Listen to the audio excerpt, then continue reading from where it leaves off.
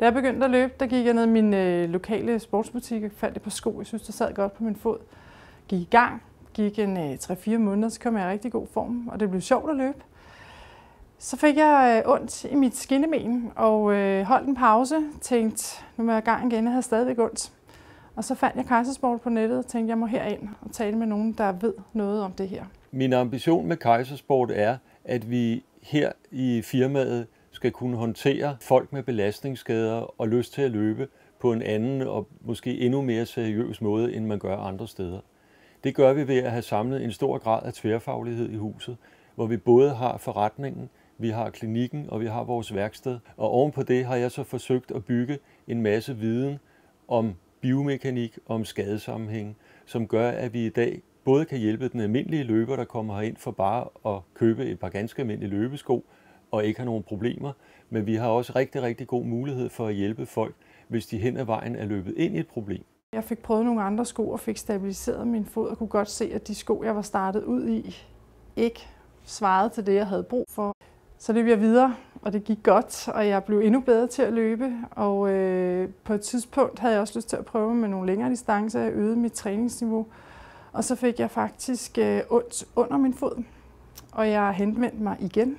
Fik en god snak med en af medarbejderne derinde, havde mine sko med, som jo svarede ganske godt overens med det behov, jeg havde, men fik anbefalet at snakke med nogle af deres folk omkring et eventuelt indlæg. Og det viste sig, at jeg havde brug for et indlæg i min sko for at få endnu mere stabilitet i min fod og få endnu mere ud af min træning.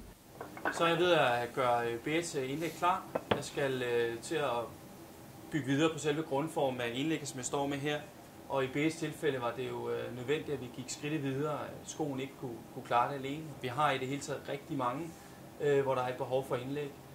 Selvfølgelig er der også mange, der ikke har behov for indlæg, så det er noget, vi vurderer inde på klinikken. Jeg kunne nu løbe faktisk 14 dage efter uden antydning af smerter, og kunne også øge min intensitet væsentligt.